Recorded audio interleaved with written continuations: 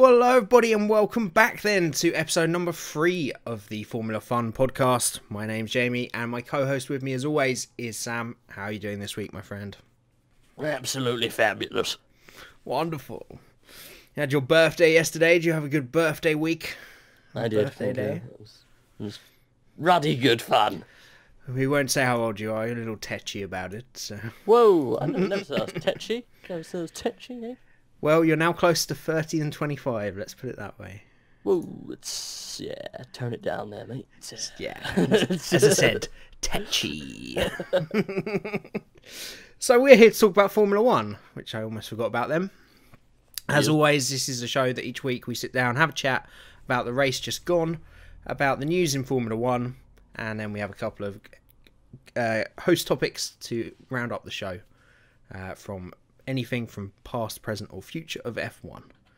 So this week, the final race of the season, the last day of school party, if you like, at Abu Dhabi, all the championships decided. And what did you think of it in general? I think it was, the general consensus, it was a bit of a drab ending to the season. Unfortunately. Yeah, it was just a bit of a mute race. There wasn't, you pretty much summed it up, to be fair, mate. Wasn't really much special going on. No, I mean, I'd like to start on this point before we get into the weekend of it. Hamilton mentioned it in the cool-down room, and a few people have mentioned it since. Abu Dhabi is just not a great... the facilities, the location, the glitz, the glamour, has everything for the end of season party. But the track just does not produce great racing. And I think Lewis was saying it needs to be changed, and there are a few news stories coming out today that they probably are going to change the layout for next year. So, good. Hopefully they can sort it out. It obviously is also a byproduct of these cars, isn't it? They're so difficult to follow in. That it just made it very tricky. I think they're saying, similar to Mexico, it was almost a 1.5 second delta you needed to get past on this track. But let's start as always with practice. Really not much going on in practice. I think the highlights for me were an umbrella blowing across the track. I did not see that. Yep, there was in FE3, there was a big sort of parasail umbrella that ended up at I think it was turn 3. And that blew across the track and was promptly cleared away. And random. Other favourite moment, I think, was a radio message in Q1. The McLaren engineer coming over the radio to Fernando Alonso and saying, I think it was, let's do our crazy laps or crazy driving. Oh. On that one, essentially meaning just throwing the car about and checking everything. It was a really weird radio message. Let's do some crazy driving. Go on, Nando. Okay, Nando, crazy lap, engage.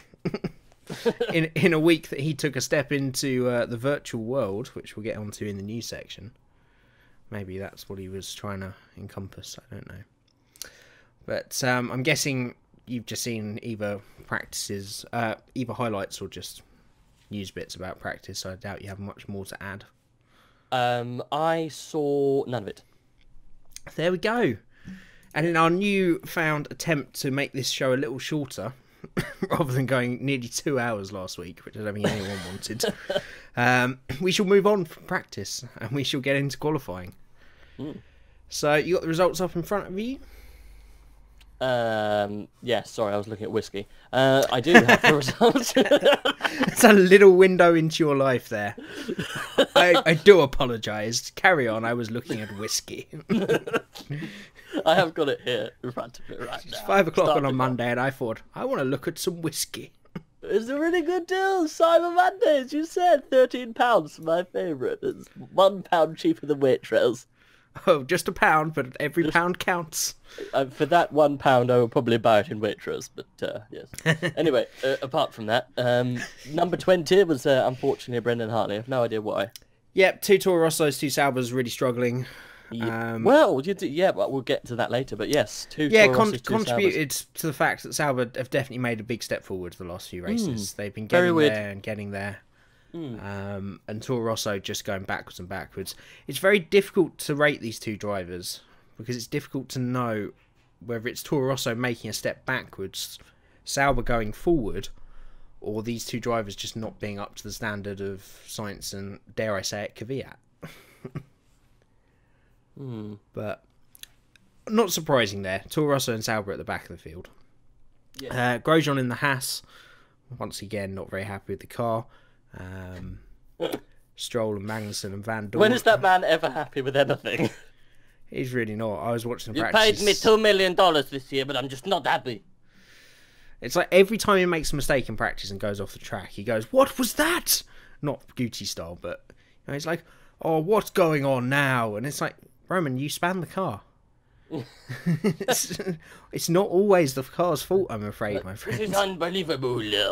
Oh, expensive car. What are you doing? Have we got cheese for bricks? Well, they haven't exactly got the best track record in the brake department. No, it does seem to be a tricky car, but it's a problem that we don't see Magnussen with too often, so make your own judgments there. Van Dorn, another haphazard appearance in qualifying. Well, I guess McLaren are sitting there going, why? Why did we sign this man? We could have signed so many other people. Well, of course, a big step next year being taken with Button's contract is now up as the reserve driver. So third driver bringing on board young Lando Norris next year. So that's a very astute move, and it's also look, Stoffel, this guy's here. Yeah.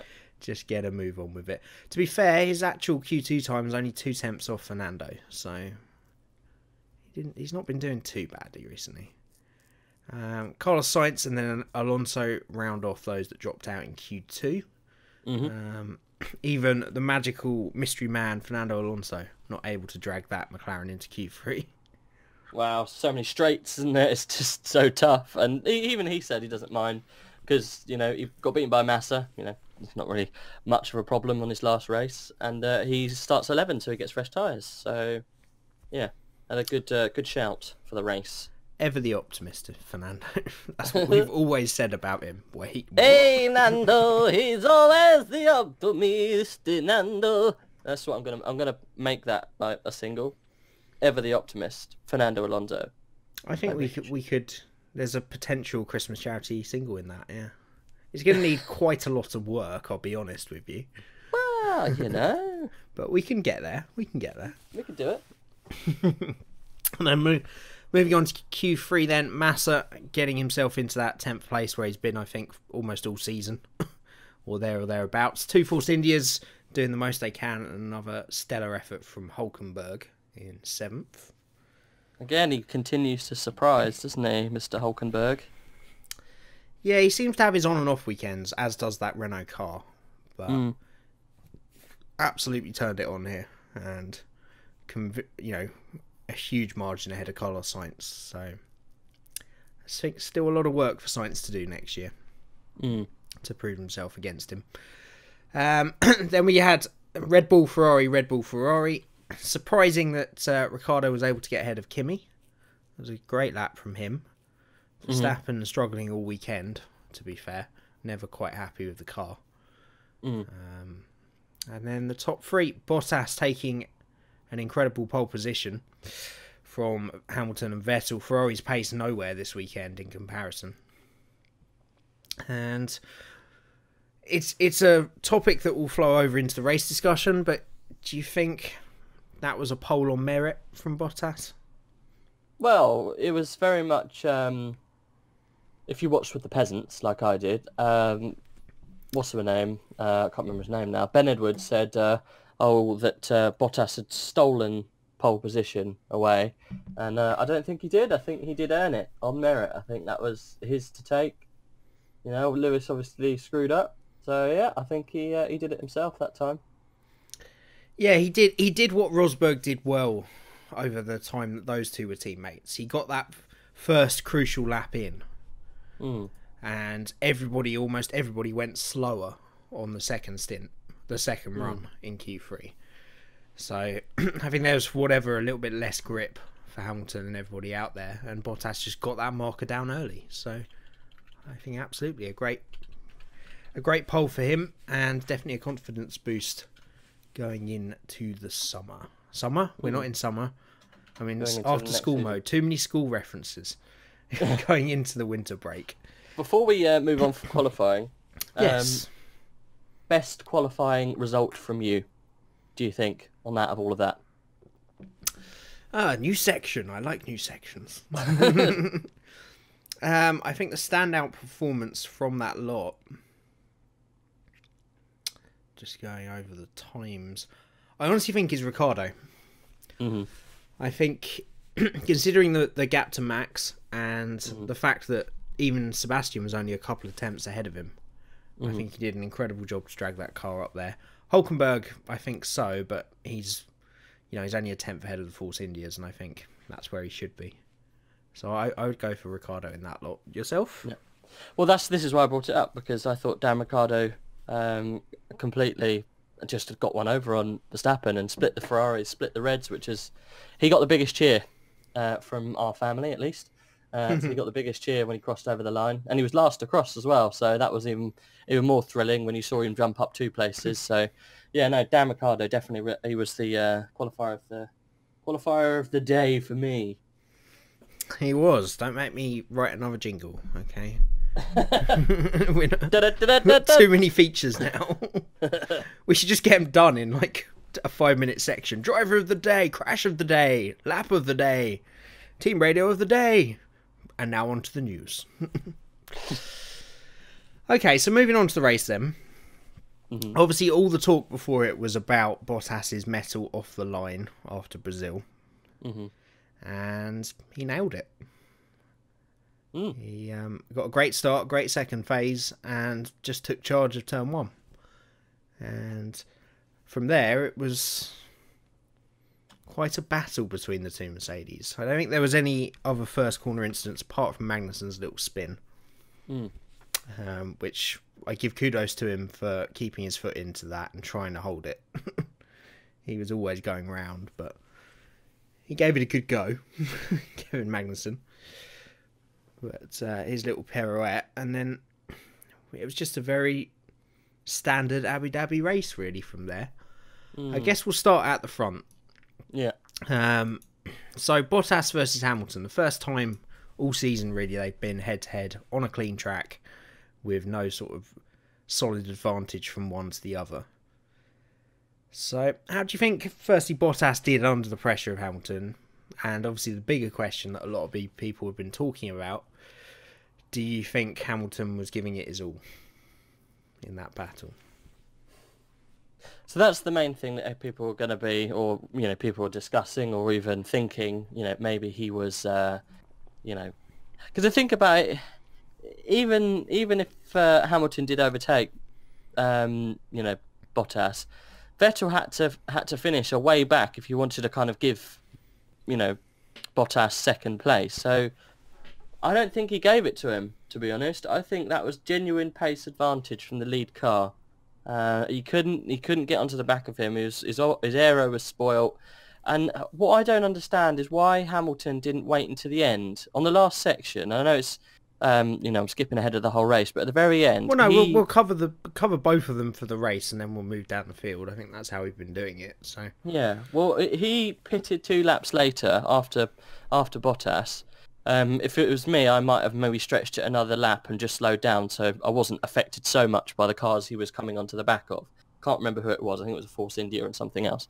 But anyway, he's coming up towards some other cars. I would have kept it out a little while longer, because he knew he was going to come out and he was still going to be behind Bottas anyway. So why doesn't he try and get a tyre advantage? Which he did kind of. He got a 2-lap tyre advantage, but then he spent it all on a semi-heavy car. As soon as he came out, he gave the full beans. I don't know why he didn't save that to the end of the race and then maybe put on a higher engine mode. He's got the better tyres under him. I just feel he wasted his opportunity in that kind of sense. But Bottas, if you watch very carefully, especially going off the first long straight into the chicane, he was lifting and coasting a good, probably, I would say 10 metres before the actual apex of the corner, because you could see his red light flashing and the red light would go off. There was like a 2 seconds and then he turned in. So he was interesting. he was definitely coasting. He was definitely commanding or whatever. He was leading that race how he needed to be. And Hamilton I think he just shot his tyres as soon as he came out, and then it was just a waiting game. Hamilton tried to pull up at the end, but by that time he realised he wasn't going to do it and dropped back to about 5 seconds or so at the end, didn't he? But definitely very well driven. It wasn't handed to Bottas at all. He earned it. No, I'm of the opinion that that was a straight win. I think he was the better man on the day. He managed his tyres better. There is always that question mark, and I don't think people say it's like a conspiracy theory. And Eddie Jordan, I was watching Peasant View like you. Eddie Jordan on Channel 4 was very vocal about how if this had been a race Lewis had to win, he'd have won it.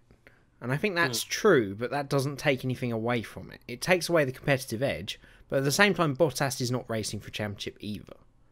They're both racing for that win on that day. So I think Bottas definitely won that on merit. I think he commanded the race. I think Lewis, he couldn't stay out any longer because he was approaching a bunch of traffic himself. So I think that rules out the staying out a little bit longer. The reason he went so hard, and what I think is interesting for next year if Bottas continues this kind of form that he's been a bit patchy with this year, is it was so similar to what Hamilton used to do to Rosberg. So Hamilton would sit behind him if he got off the line second, he would sit behind him for the first stint. He would stay out a couple of laps longer, and then he would go super hard at the beginning of the stint, and he would get past. It happened so many times. It happened in America once, the most notable. He came from 4 or 5 seconds behind after his first stop. He used up all the tyres, but he got past. And I wonder if Bottas is aware of that.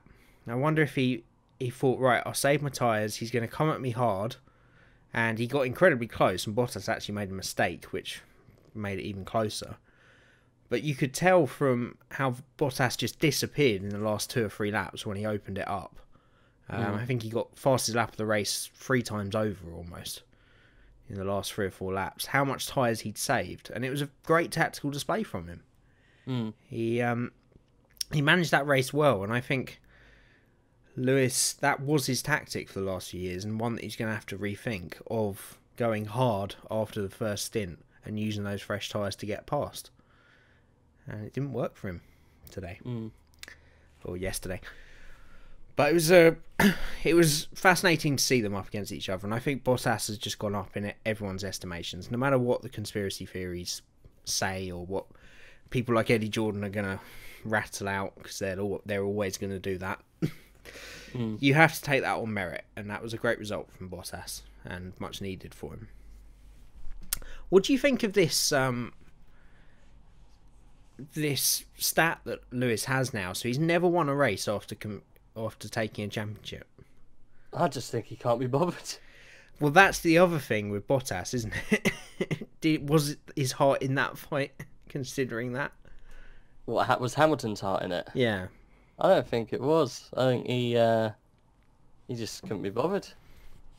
He gave it a go, then followed him home, is a lot of people's opinion. Yeah, no, I think that's exactly what he did. But, silly. But an interesting one for the purists, that battle, and the questions it raised, but not by any means a barnstorming event for any spectators of that race. No. 2 Ferraris really in a world of their own, apart from Verstappen's constant battle with Raikkonen. It's always about a second and a half behind him, but couldn't make any impression. I think that was a point that a lot of people made afterwards. He said that makes the point on Abu Dhabi. If Verstappen can't do anything special, if you said what did Verstappen do in that race and you say nothing, then there's a problem with the track. Because he's always able to do something. And the fact he couldn't find a way past Raikkonen despite being a lot quicker just shows the problems on that track, really. It's a shame, really. Yeah. The other interesting one from Vettel was, and Ferrari, fastest lap here, on the same tyres, is only a tenth slower than Bottas. So, is it a consistency problem with Ferrari on that track? Because historically, they're terrible at Abu Dhabi. Mm. And there's some comments being made during the race that maybe they really need to focus on sorting issues at that track, because they've had 2 title showdowns on that track. Don't forget that they've lost. Yeah. And if well, they hadn't... most notably, it was it 2010? Yeah. 2010, where they got stuck behind the Renault, didn't they? Of good old Vitaly Petrov. Yeah, that cost... Great star of Russia. That's the wrong accent for that, but anyway. Yeah, it was that was Fernando's championship, really, and it was he was robbed of it by not being able to get past Petrov. So skipping down the order, should we go down the order, or should we go over a few flashpoints from the race and then go through the rest of the order? I guess flashpoints if you want, then go through the rest. Okay, so there was a bit of a discussion about Hülkenberg. Obviously, he had a great race and did the job he needed to for Renault, but his fight with Perez, which I don't know if you saw it because it wasn't on the original coverage we were watching. The actual original thing wasn't sent. Yeah, I think they showed a replay of it later. Didn't they? They did. Yeah. Your opinions on that? Do you think it was a penalty? Because there's a lot of rage similar to Max's move on Raikkonen at the US Grand Prix as to whether that was a valid penalty. No, I think it was a straight penalty. Should have given the place back. That's completely foolish from Hülkenberg. He threw away his position. He should have just given back the position straight away, admitted he did wrong, and then tried again. I don't get his reasoning on that one. Unfortunately, as much as I like him, I didn't get why he didn't concede the place back. Upon watching it afterwards, it was just there's no discussion. It was just straight gain of advantage. He overtook him off the track. There shouldn't be an excuse for it. Yeah, you've literally summed up my notes. My notes say Hülkenberg should have given the place back, clear advantage. Yeah. It was a slam dunk, and I can't understand. Force India especially came out scathing about it, comparing it to the Verstappen move in the US Grand Prix. It was nothing like it. It was a slam dunk, and he potentially could have cost Renault that 7th place in the championship by not giving that back. Fortunately, he had the pace over the Force Indias, who once again, by the way, were just getting on with it. They have such a good car, you have to wonder what they need to do to make that next step. Because they have such a good platform of a car, and I think they've got 2 great drivers. But it's probably budget, isn't it, sadly? It is, a little bit. Their performance is amazing for the budget that they have. It really is. Absolutely cracking performance, Gromit. Really is. Cracking show, Gromit. Absolutely cracking. But yeah, it's just a shame, isn't it, that they don't have the budget to be able to perform a little bit better than what they can. But they have driven outside of their kind of expectation, I guess. Esteban had a brilliant start to the season, but then so did Perez. Has come back strong in the latter end. And I think Sergio finished ahead of him, didn't he? So Esteban's gone a bit quiet these past couple of races, but obviously one of them not his fault, but they have been performing very well, and they'll be right up there with the fight, I reckon, with McLaren when they come force next season, and probably Renault as well when they've both got their act together, and hopefully Toro Rosso if they can get the Honda engine working, but I don't think they will. But it's going to be a crazy midfield battle next year if it all holds up. It's going to be really, really absolutely cracking midfield section, Gromit. Really is. Yeah, that discussion is getting a bit in line with... I do want us to do an end of season review and sort of a preview to 2018, so we'll leave a bit of that, but it's going to... I have really high hopes for next year. We'll leave it at that, if they get everything right. I've got just a quick one to add in there in my notes that are in chronological order. So you were watching the Channel 4 coverage as well. Did you spot David Coulthard's humble brag? Humble brag, no. Yeah, so at one point there was a scanning shot of 2 cars going along, and obviously you had the marina in the background. And David's humble brag was, I asked the captain to leave my boat out of shot. No, I didn't. Do you reckon he's got a boat? He has. Yeah, of course he has. He's worth like 50 million. He's got a boat that he has in Monaco each year. Him and Eddie Jordan cruise around the world. I didn't know. Yeah. Can you point out which one it was? Get a picture of his boat now. I'm sure I can find something cross-referencing. I don't know if it was a joke or a sincere thing. I know he's got a boat. And it's just the way he slipped it in there and there was no reaction. Like, Edwards just completely ignored it. It was either a really bad joke or it was an unbelievably humble brag. No, I didn't notice it. But I just thought that was a little funny note in there. And then the Alonso Massa show again then. Yes. A stellar battle between those two. They're just so good. I'm almost at a loss of why Massa's going. I don't want him to. It's just, yeah, it's a shame. It's a shame that he's that's it for little Felipe. We're not going to see him again because him and Nando are just,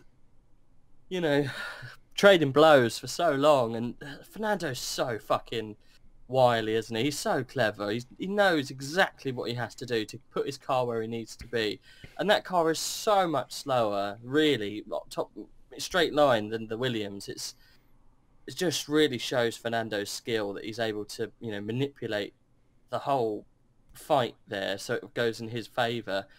Coming in first and getting the tyres switched on just before Massa can, and then getting the trade over so he got in front of him on the straight, and then it comes through to the back end section where he knows you can't really overtake. He just timed it perfectly, and it's just again signature little sign off there from Fernando Alonso. It's like he does what he does and he does it to the best of his ability, and it just shows. Yeah, it was absolute trademark and completely premeditated, that move. I think Massa, without that little couple of extra attempts that the Brazilian crowd gave him, he buckled this week, unlike Brazil. But it was a great battle between the two of them. I'm with you. Why is Massa leaving? I know, so much faster than Stroll. It's just annoying. We shouldn't be talking about who should partner Stroll. It's who should partner Massa next year. It should be. Massa should still be here. He's just still good enough.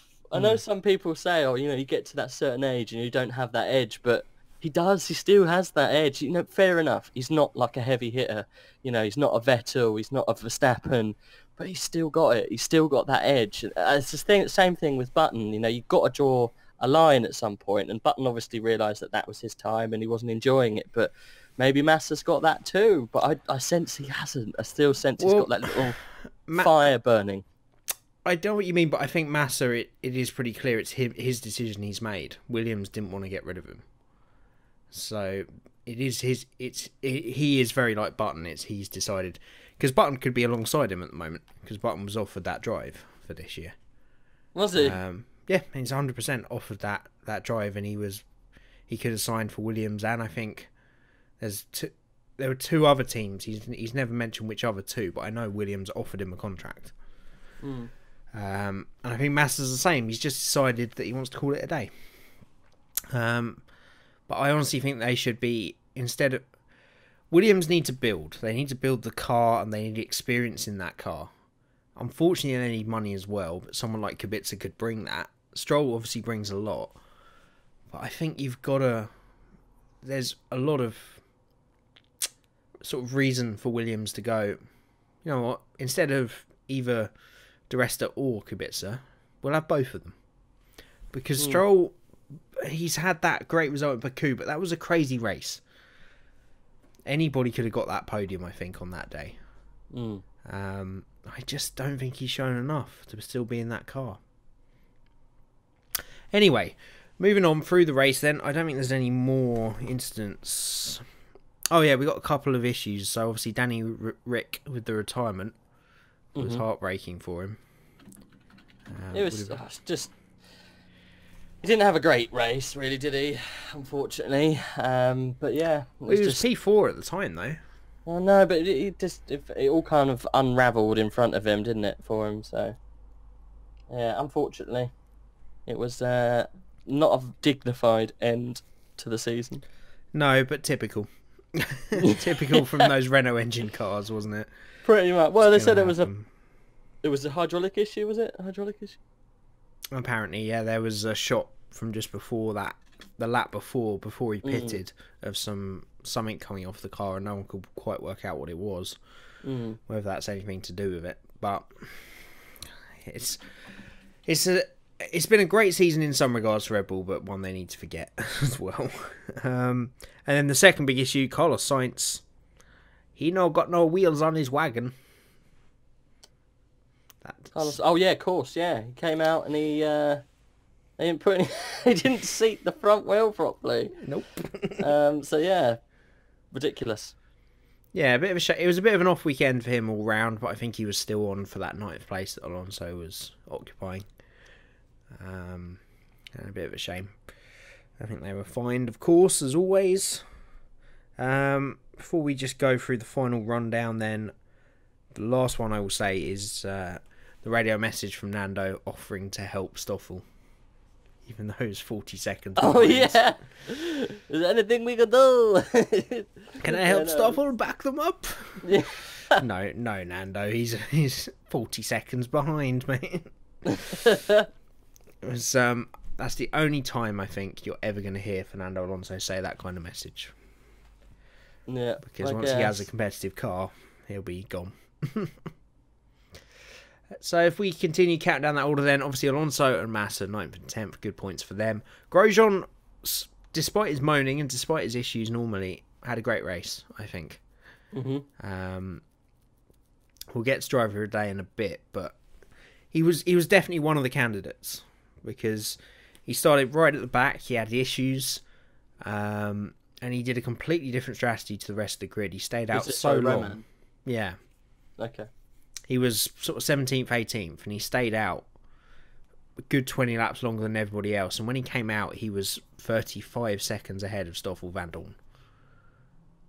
Incredible stint. And then I'd like to say this is where the two-tier Formula 1 happens. Because from Vandoorne backwards, even though most of those guys on the tail end of the rear of the top 10 are in the same car, massive gap. The likes of Vandoorne, Magnussen, Verline, Hartley, Gasly, Ericsson, Stroll, nowhere near their teammates or the relevant teammates, you know what I mean? And the rest of the field. And there's a lot of those drivers in that group that I wonder if it is the driver rather than the car. Because, again, disappointing from Stoffel. He apparently had a car issue, but still a pretty disappointing display. Same from Magnussen, considering where Grosjean was and the pace he had. And what you wanted to mention earlier then, the Saubers. It's a good race from them, to be fair. Well, they showed they were a little bit more competitive with that back end of the field. So, yeah, a little bit more of a promising show. But I still don't think it was... they're still shit. Ever blunt. Ever blunt there, Sam. Perfect. Yeah, they had some good battles with the Toro Rossos, and we're in that group from Stoffel backwards. That gap could also be equated to whatever the issue Stoffel had. He might have just been backing everybody up and driving well. I don't know. But fairly average race from the two Toro Rossos again. Hartley coming out on top. Gasly having a little spin on the final corner. And a pretty diabolical race from Lance Stroll. Rounds off the grid. 18th. He did almost, I think he did 3 pit stops. Just nowhere on the pace at all. Just kept destroying his tyres. He's going to have to show something big early next season. For sure. So, anything you want to go over from the race before we I think we've done it all. No, it was boring. If that was a title fight, I would have been a bit annoyed. But yeah, it was a pretty diabolical race, wasn't it, to be fair? Mostly the track, not the drivers. There were some good fights throughout there. Little donut show at the end as well. It was pretty That's fun always to good. watch. That was the best thing about it, to be fair. I thought an accident was going to happen there. Yeah, I thought it might have been a little Mercedes. bit of an accident, but yeah, no, it all good fun. all worked out. Yeah, all good fun. And then, I didn't see what happened with Massa, because Massa, he was lined up at the end there. I didn't see him because went to a break for us peasants, so I didn't see what happened. You know, if they all said well done or whatever, I've no idea. I've seen some shots of it. I think there was a little congratulation. There was a little like spinny dance of Hamilton and Bottas. They were like slapping each other on the back and like going around in a circle, which was quite weird.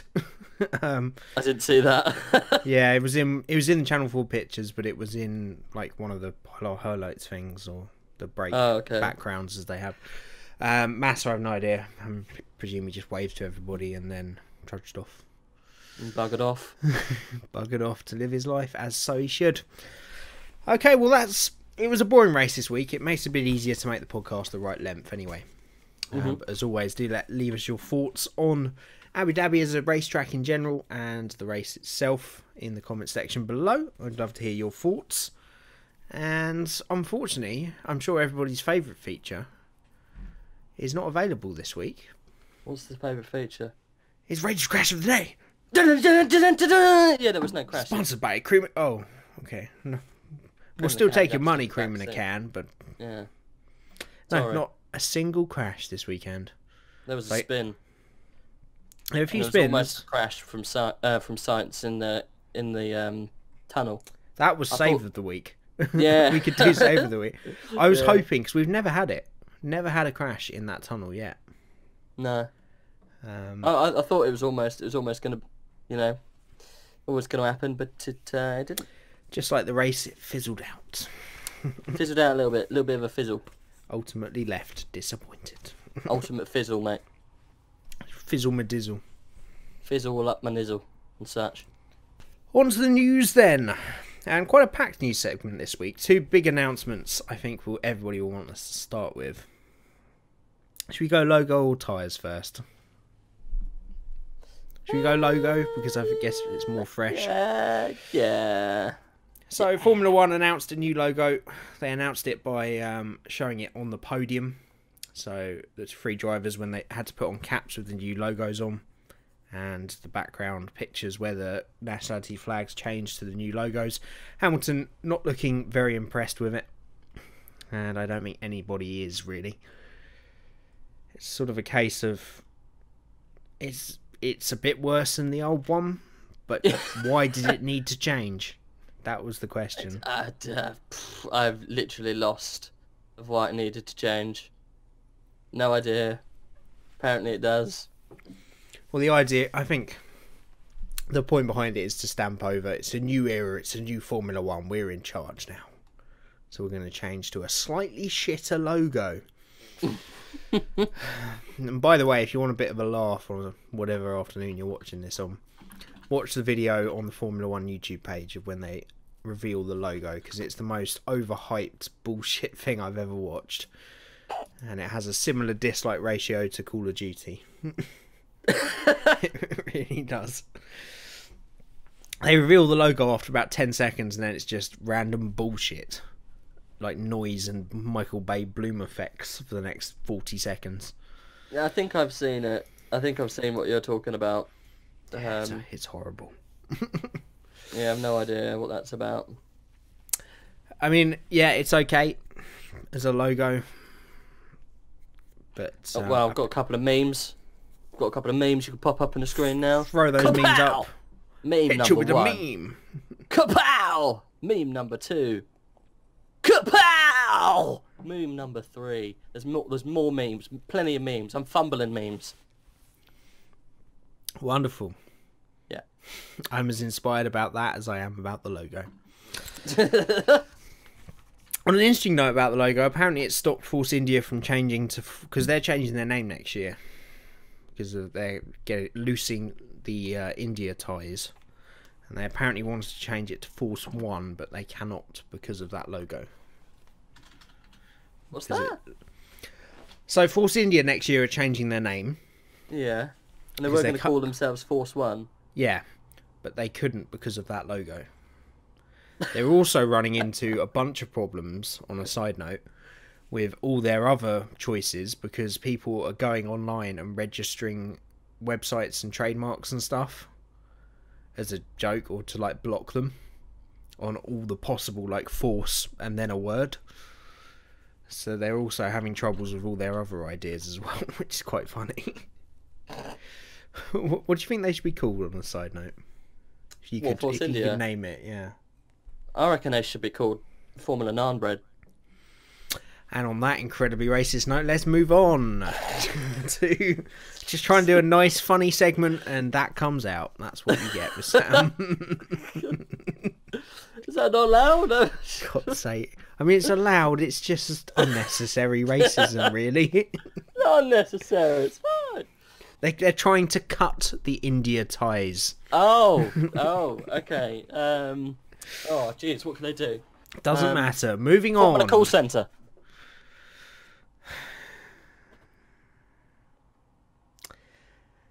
Some new tyres have been announced this week. So, from next year, shut up. Flipping a page over that, throwing it out the window and setting it on fire with kerosene. 7 tyre compounds next year. Another decision nobody asked for.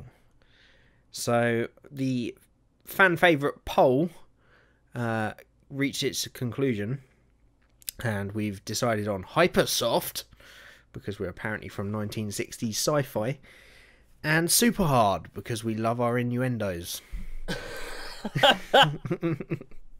Super Hard. It's going to cause so much more meme potential, I feel. Super Hard more than Hypersoft. But is it really going to make the racing better? It's unlikely, isn't it? It's a very strange decision. Apparently, they are making all the side note. They are making all the compounds softer, so the Super Hard will essentially be the hard from this year. So there's a lot of people saying that it's not going to be used. It probably will be. Whether we need this kind of range of tyres, that's the unlikely thing. Because people need to look back through the tyre track. I've seen a lot of talk this week about people saying the hard tyres are never used. What's the point? Hard tyres have been used a fair few times in the race by drivers this year. So they will get used. I just don't know why they need all these.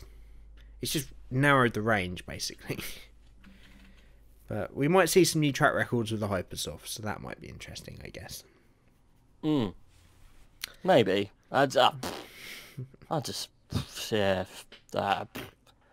think it's such a pile of wank, isn't it?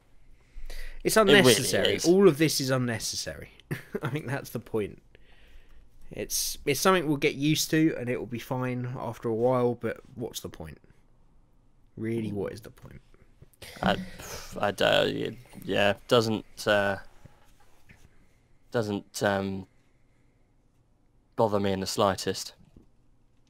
No, nor me. It's just so pointless. Well, like I said to you when you showed me it, I was just like, well, it looks like Bernie Ecclestone just wants to taste the rainbow, even though he's got nothing to do with it anymore. Chase Carey just wants to taste the rainbow. It is very Skittles-esque, isn't it? But the other ironic point is there are now more colours in the Pirelli range than there are colours of Skittles. Well, there you go. So it's even more than do you want to taste the rainbow twice over? No, once is enough, thank you. Oh, taste my rainbow, Chase. Oh, yeah. Lick that pink.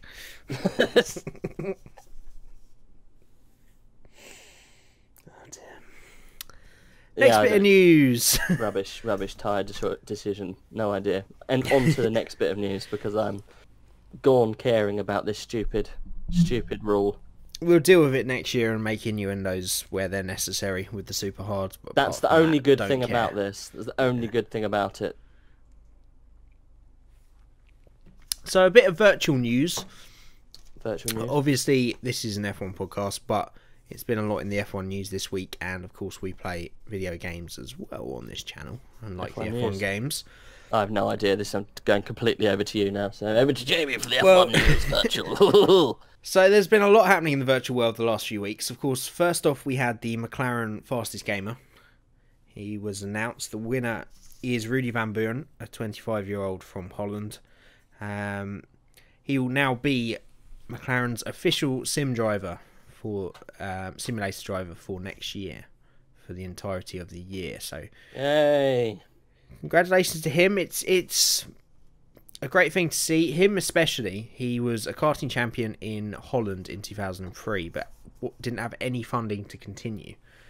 And this makes the case for even a non-real sim game like F1, although compared to the one we're going to talk about afterwards, the McLaren Fastest Gamer was a lot more sim-based, and the 2 finalists that were narrowed down from the 12 did have to do a lot of simulator work on the actual simulator before the winner got chosen. But that's a case of someone that's turned to games after a failed motorsport career and has got back into it and has now got a job as a result of it. So I think that's a good thing in general.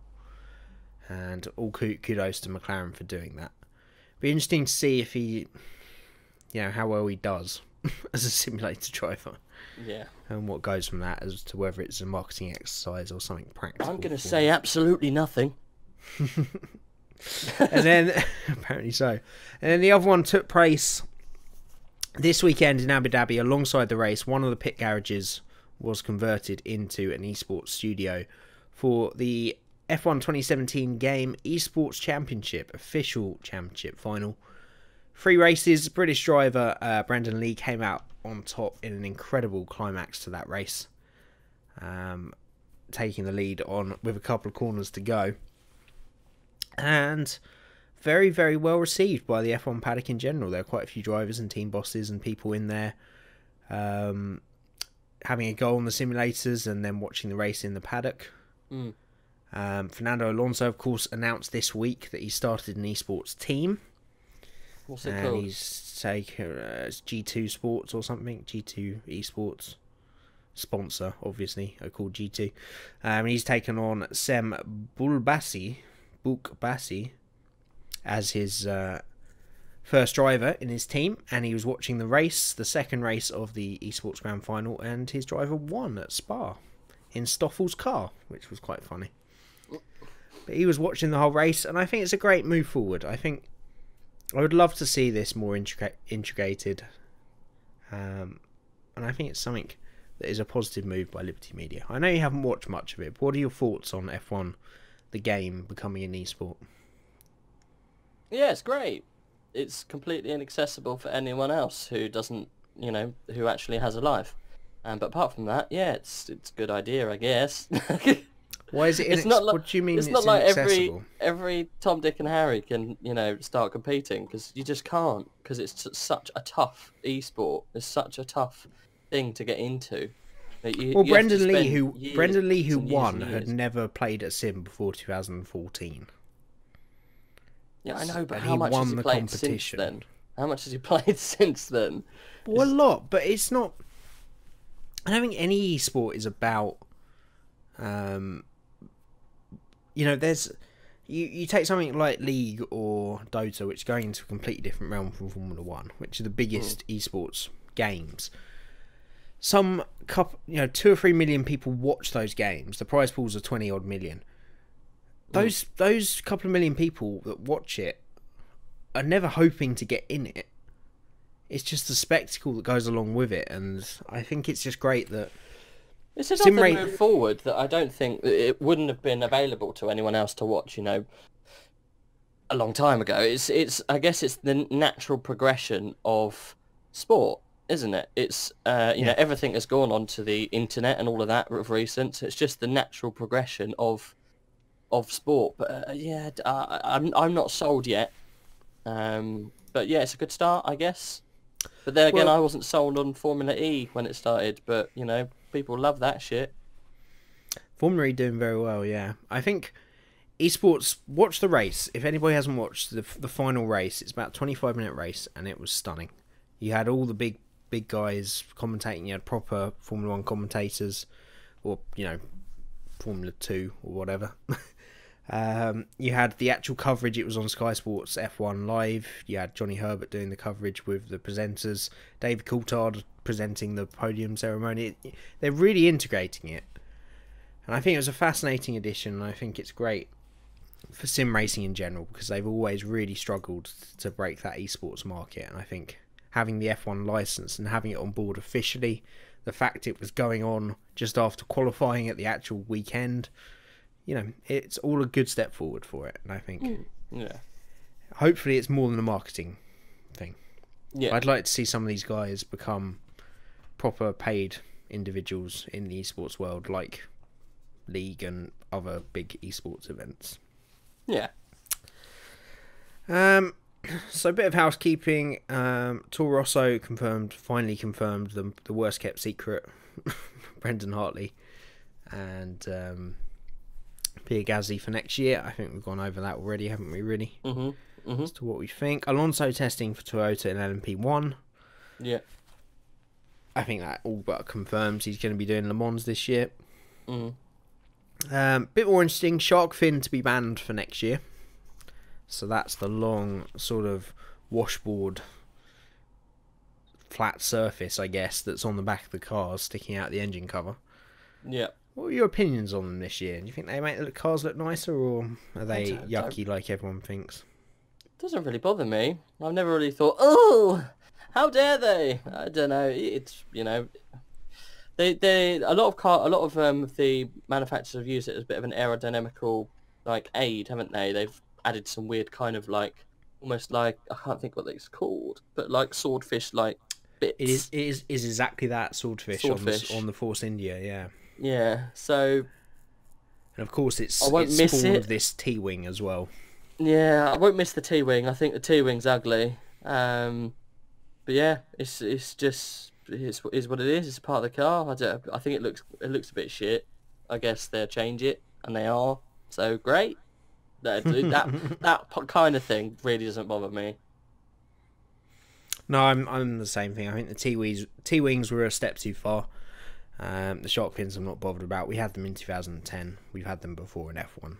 I don't see any great need to get rid of them, and how much aerodynamic performance that's really giving to the teams that exploit it properly, we'll wait and see. And the final bit of news then, it's all but it's been confirmed for a while, but I guess it's coming to the forefront now we're at season's end. So we're going down to 3 engines only for next year. There's a late move from Red Bull to block this, and most of the teams were on board. Can you, Sam, F1 expert, guess which team blocked the proposals? Oh shit! God, blimey! You know what? I'm not sure I could guess. Are they red? They may have red somewhere about their person. Oh, Ferrari. Witchcraft. How have you managed this? I'm not. Well, they never block anything ever. No, the old Bernie Ferrari veto in play again. So we're gonna have 3 engines from next year. It's a load of shit, to be honest with you. It's going to make everything so much worse.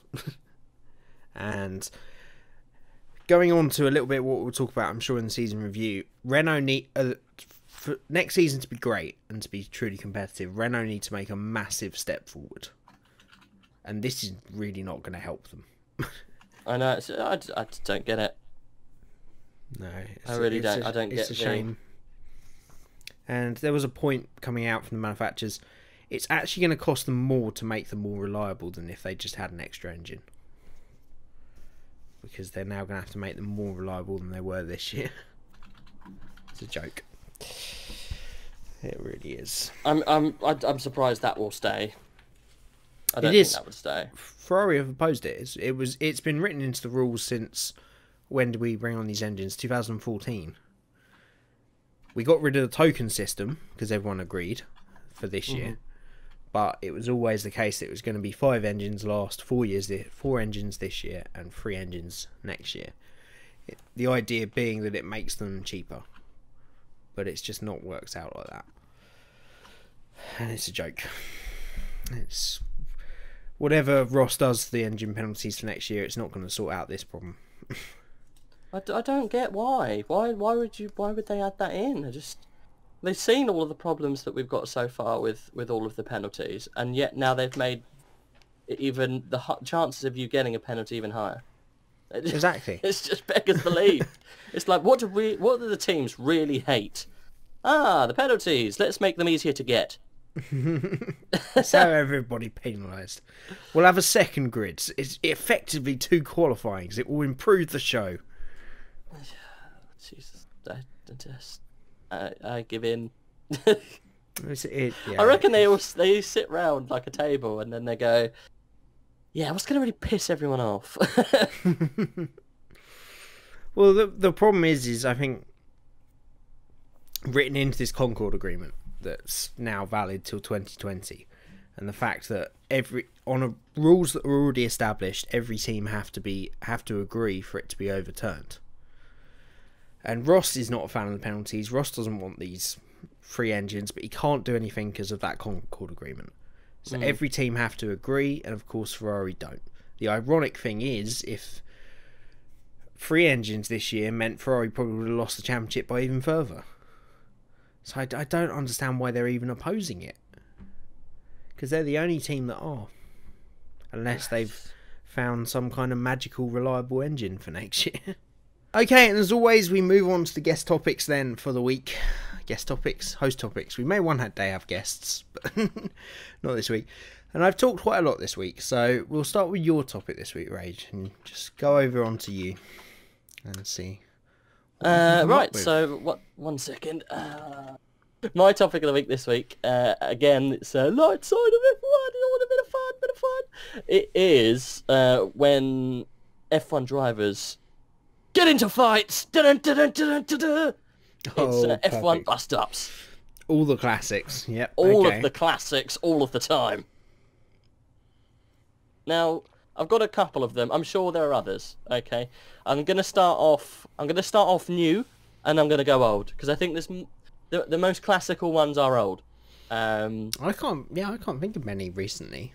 There's not been many recently. So I'm gonna start off with some newer ones, and then we'll go old, and then some funny ones. So okay. First one. Let's start off with this one. So I'm gonna send them all over periodically. I need to. Jamie hasn't got these yet. I always surprise him, so he hasn't seen any of these yet. So first one, not necessarily much of a fight, but it's getting there. It's the classic Felipe Massa and Hamilton altercation, and I think this was after Korea. Am I going Korea? Might have been, yeah. So, I thought it was Singapore, but it might have been Korea. It could have been Singapore. Let's have a look. It looks like Singapore. I'm going on look there. It looks like Singapore. I think maybe it's Singapore. Not. Well, pretty much something happened. This is the season when Felipe Massa and Lewis Hamilton were having bust-ups like every... 2011, yeah. Yeah, like every race there was an incident. And obviously a very aggrieved Felipe Massa barges his way through the press conference, taps Lewis on the shoulder and just says he did an amazing job. And then Lewis is like, "Don't touch me! Don't touch me!" And then just walked off. And then walked off. So I never quite catch what he says before them. Who? Lewis. What? Lewis? Yeah, how do you mean? Because Massa does the thing, Lewis like contemplates, sad, moody face, and then he says something to the interviewers, and then he walks off. But I never catch it. What, Lewis says it? Yeah. Oh, I'm not sure. I'm sure it's just something like, right, I'm off. Well, I'm not doing this. Oh, that's it. I'm off. Yeah. So yeah, that's a bit of, to start them off. It's a very liberal use of the sense fight, of the term fight, but we'll get stronger as we go on, hopefully. I'm scraping the barrel here, man. Okay. F1 drivers touching each other is basically. It was a little bit of an altercation. Topic at the moment. Yeah, I know what you mean. It was a tiff. It was a tiff. So going a little bit more modern, and this is a very famous meme as of recent. Popped it in there. Boom. This is the classic "Suck My Balls, Man." Okay. Yep, it was.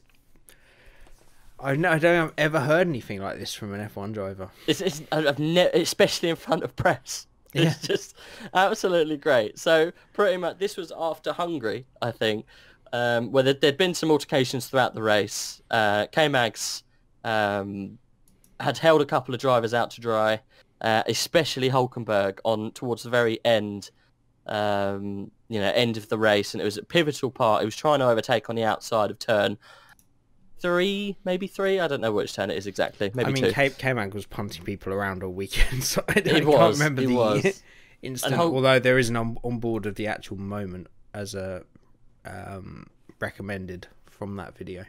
There is an onboard you can find off. Yes, exactly. And Hulk just comes up to him and goes, as always, sportsman's driver of the week. K-Mag just goes, suck my balls, mate. And it's just so random. It's out of nowhere. Like you must have seen it already. Yeah, of course. Well, most people would have. It was just that fact that it was. F1 drivers nowadays are so regimented. They got their press officer there in their ear and saying all this. It was so out of character of normal F1 drivers. Thinking about it, it's not really that out of character for K-Mag, but it was a great moment. There was an absolutely classic tweet from Hülkenberg, I think in the next week in practice, where he put a picture of Hülkenberg on the bottom of his seat, so he could suck his balls. Yep, he did a promo run in one of their old cars, and his engineers had put K-Mag on the seat. Oh, if you can find a picture of that, Jamie, whack it in, because it is absolutely great. Oh, I will do, absolutely. Good bit of bants. I'm just watching the actual move. It was a solid move. It was just very much pushy out of the way, and it's very stupid. Very stupid. We never actually touched on... The thing is, Hulk was a long way ahead in that move, if anyone is watching it. Anyway. We never spoke actually about a little bit of shitty movement from K-Mags in the actual race, because K-Mags, I think he held up Verstappen quite badly under blue flags. Again, just terrible driving from K-Mags. Yeah, it was a bit of backmarker play. I think lost a whole second. Verstappen was questioned on that after the race, and he wasn't really bothered. Well, I think at the end of the day, any other track in any other circumstance, I think that would have been a scathing Verstappen. But at the end of the day, if he couldn't have got past Raikkonen after 44 laps of being a second and a half behind him, that move from K-Mag wasn't going to make any difference. No. But K-Mag is, as we've said before, he's great for the fans, and I think we do enjoy watching him race and the things he says and does. He is the least popular man in that paddock. Yeah, definitely. From him and Grosjean. Internally. Just that team, I reckon. That team. I mean, Foxworth's not going to like that. I'll say that now. It is literally hideous. Anyway, moving on to the second one. Sorry, Foxy. Moving on to the second one. I've just popped a little link. It is Angry Fisichella. Again, there's no actual fisticuffs. But I think there is, if you look in the comments section of this video, there's actually a little bit of a dialogue, because obviously Fisichella's Italian, so I think after someone held Fisichella up. I can't remember why. I can't remember who it was who held him up. I think it was a BMW. No idea. Or Williams BMW. I have no idea who actually held him up. It wasn't even that bad, but it ruined Fisichella's quali lap, and he got very annoyed in car. And then he decides to pit, get out of his car, and then run round to... it might have been Ralph, I think, looking at it. It might have been Ralph Schumacher. He moves round to the garage to tell the person who aggrieved him so badly how much he hated him. So the actual transcript there is, what the fuck are you doing? What the fuck are you doing? Come on, Giancarlo, we'll speak to you later. And Giancarlo's like, we don't fucking speak later. And engineer's like, come on, Giancarlo, please, we'll speak later. He ruined my lap. 13 thanks to him. Him doing his fucking business. Engineer's like, come on, we'll speak to you later. He's like, that's not right. You're an asshole. You're going to pay for this. In his very Italian, angry Italian voice. So that was another little bit of angry F1 driver. I mean, it was very out of character for an Italian driver. They're known for very their calm temperament. Normally. Yeah. Yeah. I've never known an Italian driver to ever get passionate or angry about anything, really. Look, I will warn you now. This section is going to get renamed to drivers get angry rather than drivers fighting. I think you've preempted this a bit much. Oh, mate, we're going to see a fight. I haven't got to the gold yet. Well, you start with the gold generally. You put a bit of fluffer in the middle and you end with gold. That's the way it works. Right, next one. There we go. This is what I've... Couple more left. First one that came into my head. So this is Michael Schumacher and David Coulthard in Belgium 1998. And this is somehow Michael Schumacher managed to drive an F1 car with 3 wheels successfully. And I remember watching this, I was like, how is he going around that corner? Because he smashes into the back of Coulthard, completely not Coulthard's fault. Just very quickly, before we move on. This spawned one of the best video game decisions I've ever experienced. And that was Grand Prix 3, which I love to death. You could drive around back to the pits with 3 wheels because of this move. And that was my favourite thing about that game. It's just so random. You're able, you could do it. It's just very odd. If anyone, Schumacher in a Ferrari in the rain could do it. Like, if you skip to about 40 seconds, you'll see the accident. And it's the aftermath of the accident, pretty much. I don't get why he did it. He knew he was on that side of the track because of the massive rooster tail. Why didn't he try and go round him? I just don't understand what he was doing. Jean Todt had been up to Ron Dennis and said, you've got to let him past, you've got to let him past. He'd already been there ahead. So the only message Coulthard had got was, pull over and let Schumacher through. If Ferrari didn't tell Schumacher that, he wouldn't have been expecting a slow McLaren in front of him. So I think it was Ferrari getting very agitated and saying this to McLaren, McLaren saying to Coulthard, pull over, slow down, and then Ferrari didn't tell Schumacher. I think that's where the miscommunication was. So Schumacher was just on his normal line, all of a sudden, McLaren doing 50 mile an hour. Boom. If you tell Schumacher that Coulthard is going to be pulling over to the side of the track, you can expect it, but he just didn't. I just don't know how he got the car back so successfully. Oh, he's Michael Schumacher, mate. He could... Just absolutely nuts. He could drive a boulder to the moon. So if you skip that whatever that was, if you skip the video to about 2 minutes and 20 or 30 seconds, a very angry Michael Schumacher gets out of his car, pushes aside a couple of engineers. The engineers realise, oh shit, we better stop this man. He's very angry. He actually pushes one of the senior engineers out of the way. I don't know who it was. If you can see or know who that gentleman is, he actually pushes him out of the way because he wants to stop him. He's like, no, get the hell off of me. I'm going to speak to this man. This man has aggrieved me. He runs into the McLaren garage. A very shocked and probably quite pissed off David Coulthard is also standing there going, hey, what the fuck have you done to me car? In his Scottish accent. And Michael has said some choice words to him. By the way. Nailed it. Thank you. He said some choice words to him. He's like, I will come and get you. And that was about it. Not so much. Yeah, this was an absolute classic moment and one of my earliest Formula 1 memories of watching live. Just iconic. And you still have commentators talk today about issues in the rain and remember that time Schumacher just lost his wheel. Those were the real days. Those were the real races. Let's not forget, this was incredibly dangerous and in one of the most crazy races of all time. That Belgian Grand Prix will go down in history as one of the craziest races of all time. This was the race where almost the entire field were taken out on the first corner. And Coulthard was only still in that race because he got in the spare car. He caused probably the biggest accident Formula 1's ever seen by spinning on the first lap. But yeah, a great altercation and just that real fire of a champion, you know. These guys want to win at any cost. It was a crucial race for the championship. Hakkinen was nowhere on that day, and that fire took over. And cracking stuff. Iconic scene. Cracking stuff. Next one. Moving on. All of these will be in the description, just to let you know. Absolutely. A lot of these again I can probably use because they're too old. Well, there you go.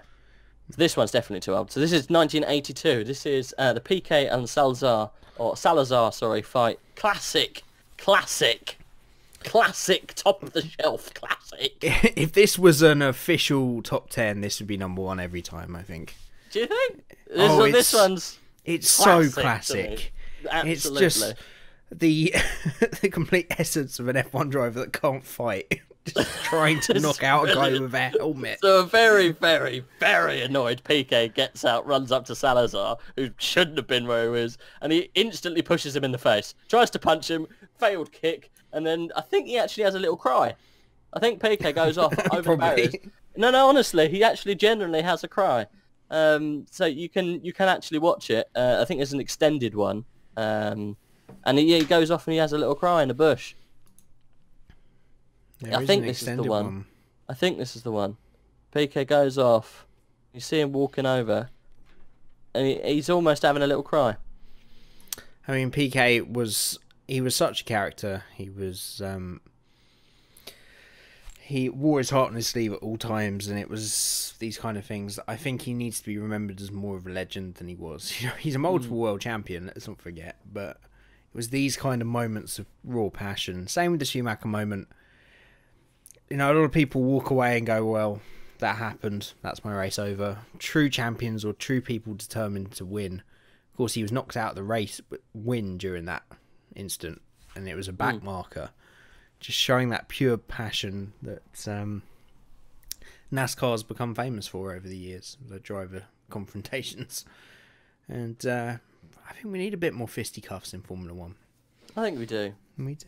Bring a bit of character back to it. Of course, they'd probably now, oh, well, you tried to punch someone, you missed horribly, but you've got 6 penalty points on your licence for next race. Probably. Team's been fined €56,000. And you're not going to race, and you're going to be at the back of the grid, and you've got an engine penalty for no reason. And you're going to be having a salad at the FIA gala at the end of the year instead of a greasy burger. Well, there you go. Now I think this is the most iconic, to me at least, this is the most iconic Formula 1 punch-up ever, alright? You might say that the Piquet Salazar is, but to me, this one is. And the video I'm going to post has got a very brave claim. I have no idea why, but I've just sent that to you, Jamie. This is my favourite altercation. It is the quintessential classic altercation within F1, for me at least. Absolute sucker punch. But I have never seen this. Shut up! You have never seen this. No. This is great. This is great. So I'll break it down for you if you want to go back to the very beginning. So James Hunt had just pulled over, I think, with a mechanical, or he just crashed, or he had a mechanical issue, or whatever. He's just out. And he was wandering back onto the track. So this is him wandering onto the track for no idea why. And the marshal bravely runs back and pulls him out of the way. And a very aggrieved James Hunt turns around and absolutely punches this guy so sucker hard, punches him. His hat falls off. And he ends up on his arse, and instantly. This is the thing when some people say with children, they, or anyone in life, sometimes you do things and you instantly regret it. So there's about a 2-second window where James Hunt is like, "You ruddy idiot," and then was like, "Actually, you know what? Are you okay?" He gets up and he "Oh, I'm really sorry, old chap. You just snuck up on me there." It's just absolutely Seemed to brilliant. have knocked you out. You could just replay that knockout over and over again. He just squares him in the jaw. It's great. That is my favourite ever altercation within F1. I mean, yeah, that is a great moment. I've never seen that. I honestly have never seen that. That's brilliant. It's great, It's just in the moment, like, why? Can you imagine that today? Like a marshal running over to like Vettel and going, "Oh, I'm sorry, we don't know how to get your handbrake off your car." Boom! It's just out of nowhere. So random, out of nowhere. And this one, it's not really an altercation. It's just a little bit of fun. So it's just play it from the beginning. I've seen this many times. It's just so random. See, going back to the race in Abu Dhabi, there was a practice moment of Daniel Ricciardo, the old finger to Grosjean. The stinky finger came out. The old stinky finger, yeah. The old stinko finger. Well, that's my section, at least. A lot of these weren't fights, so I feel you've missed one crucial moment off the list. Yes. And that is Webber's glass slam. The angry glass slam. Silverstone, yeah. There are many I've missed out. The cap throw, the torpedo, the glass slam. There's many. There's the he's crazy Turkey incident 2010. There's many. There's the Lewis moment after in Belgium in 2012 with Grosjean waving his hand at him. There's many. I understand this was supposed to be a fight. It's just a lot of them were altercations. So. All right, Mr. Technical. There was one in 2009 between a Force India and a Toyota driver. There was pushing. I've no idea why, but yeah. It was good fun, and it's these moments of humanity that I think this sport desperately needs back. We're constantly trying to punish those that show any kind of emotion, or those forces that do, and I think that's a big mistake. Because you look at the greats, you look at the PKs, the Sennas, maybe not Prost, let's be honest. He was a very robotic gentleman. But the Hunts, the Hills, the Stewarts, it was that emotion and the human element to them that we remember, not just their results on track. And whatever you say about someone like Lewis Hamilton, he's the only one that really brings that now, and Danny Rick. Yeah, and that K-Mag. real kind of personal side. Yeah, and I think the sport needs that, and I think if Liberty Media are looking at ways to open up the sport, they need to look at these sort of moments and just loosen up on it a bit. There's no way you can encourage these kind of spare of the moment things, but when they happen, just let them be. Yeah. Rather than constantly, that's got to be a fine, that's a penalty. They do it in NASCAR. Ice hockey, they encourage fights. I'm not saying they should beat each other up, but when they have little... No, I don't think we should widely encourage the fighting, but just let it be when it does happen. Yeah, I think so. That's a good topic. I enjoyed that. I like your little Mimi video topics. Good. That's the whole point. Bit of fun. Bit of razzle dazzle. Absolutely. What are you doing then? What's yours? So mine's a little less fleshed out than it's been in previous weeks. No worries. It's just a short little discussion. Ferrari. Yes. What the fuck? I could spawn so many different conversations. I know. Ferrari. What the fuck? It's more in element to how they've been since Arriva Bene took over. They seem a serious stopping point, and with the Concord Agreement, I keep mentioning this point. If anyone doesn't know, the Concord Agreement is this agreement that all the teams make that set out the rules and regulations and the sort of order of battle, if you like. So any decision that has to be made, you refer to the Concord Agreement as to how it can be agreed. And since the last one, Ferrari have had a veto. A straight up veto. This Concord Agreement also very unfairly distributes the wealth in what's called sort of historic payments or something. So Ferrari and Williams and people that have been there since the beginning or a long time get a huge dividend of the money. But Bernie gave a huge amount of power to Ferrari. And there's two really main talking points that I want to go over. So the first one is that Ferrari keep vetoing everything. Like they will not do anything for the greater good of the sport. And the second one is this complete closure of access. So they don't let anybody have interviews. Abu Dhabi, you couldn't talk to a single team member for the whole weekend. It's been that bad pretty much for the last couple of seasons, but Abu Dhabi was way worse. Well, what's call it? David Coulthard and Mark Webber almost make a joke of this. Mark Webber wasn't savvy to this when he first started this year, mainly, and he tried to speak to Arriva Bene a couple of times, and he was just literally waved off. And on the grid, they were some of the best moments of the year. DC was almost just like, yeah, good luck with that, mate. And he tried, bless him, he tried. And I think even they actually did get an interview with Arriva Bene this year, halfway through the season, and they said, we need more of this. We need more of this, and Eddie Jordan gave his typical kind of slap on the back, little bum tickle, little handshake that he normally does because he's like, oh, he's in there with all the guys, with the lads. Yeah. I mean, I talk shit behind your back, but I'm your mate, really. No, piss off, Eddie. But yeah, no, I agree. I really do agree. How can you entice people to be passionate about your brand and your team when you won't even let anyone talk to you? It's nuts. Nuts. And I think this is the overarching question. It's the real point of this topic is, does there become a point with Ferrari that the way they're acting and the way they're damaging the sport counteracts their history and their... Because the point has always been with Ferrari, oh no, they've always been here, they're the oldest team, they're the only team that's always been there, we have to have Ferrari, we have to. I'm kind of getting to the point, do we? Yeah. Like, they are causing such damage to the sport in certain aspects, and especially the way they're blocking engine regulations and this free engine rule, and I'm sure they will have a massive say in the regulations for 2020 and afterwards. And should we be a sport that concentrates mostly on the historical aspect and keeping that history, or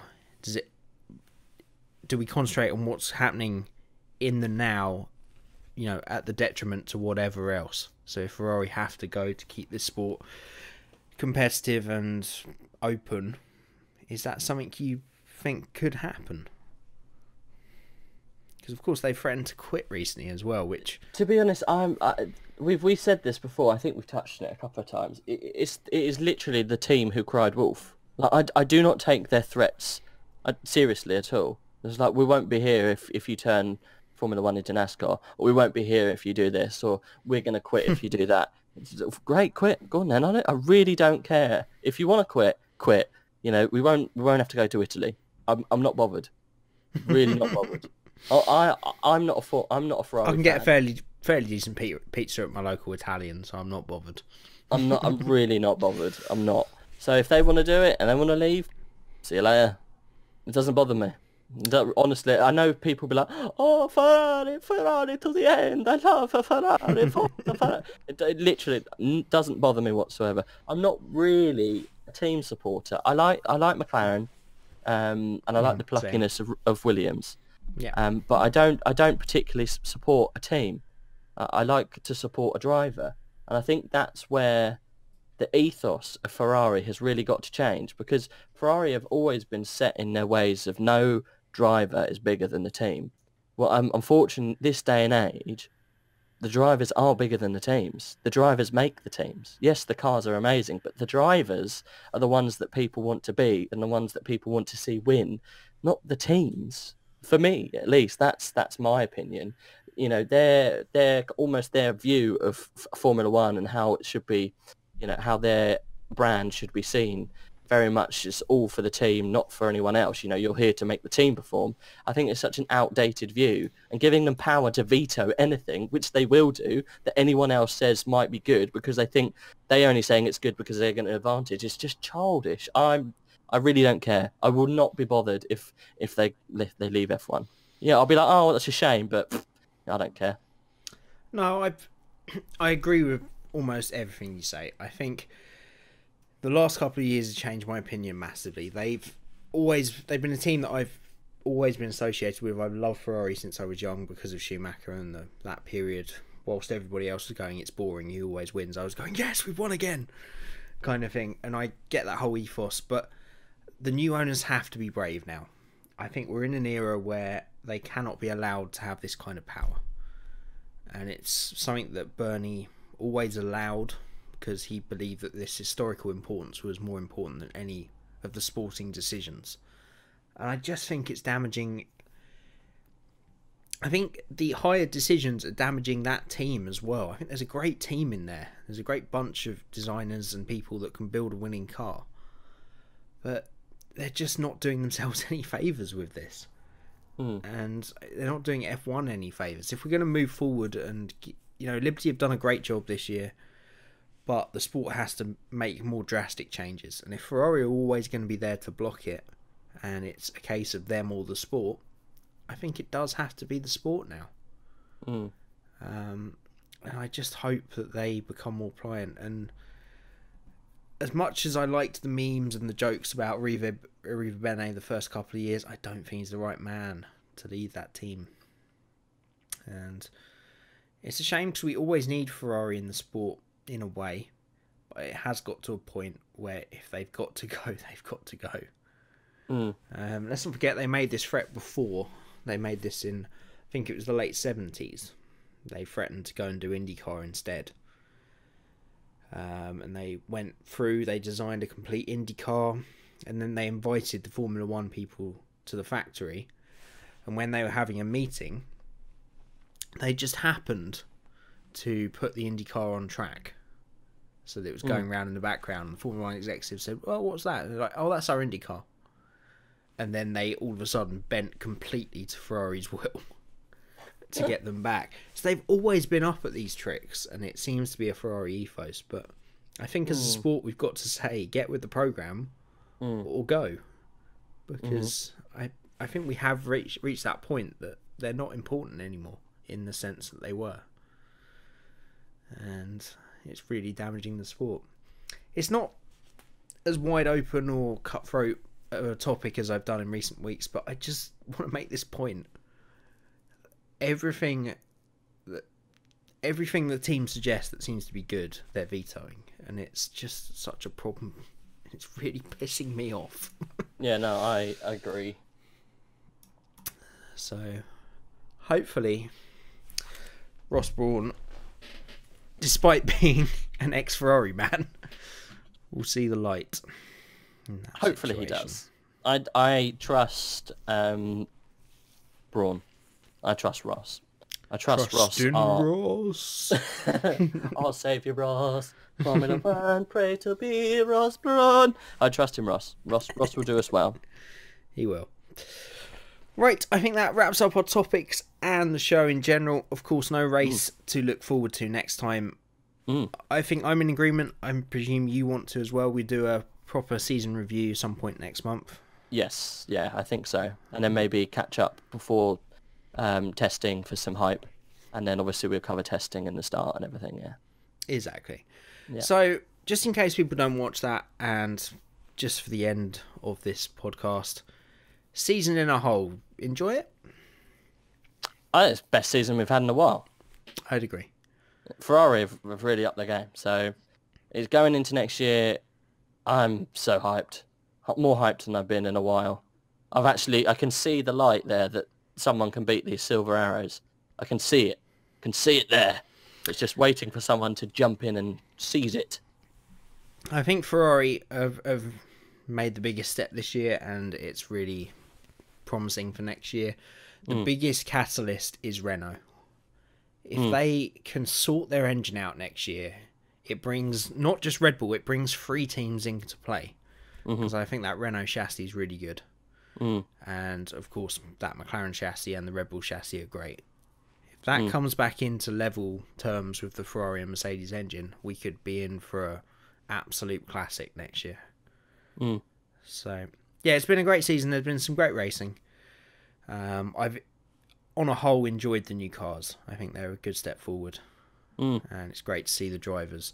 Just that one moment that sticks out for me is, I can't remember which race it was, but it was a radio transmission to Hamilton, and Hamilton came back completely out of breath. And that is Formula One. Yeah. He was like, yeah, I think we can take the tyres a little bit more. And I've seen a few of those radio messages this year. The drivers are having to work so much harder, and that's how it should be. Yeah, definitely. They're athletes. They need to be tested and pushed. So yeah, no, that is a good thing. And we haven't touched on it at all, and we completely missed this. This is the last time we're ever going to see drivers for the near future in a proper open bit. Yeah, Halo for next year. Oh no, sorry, not that one.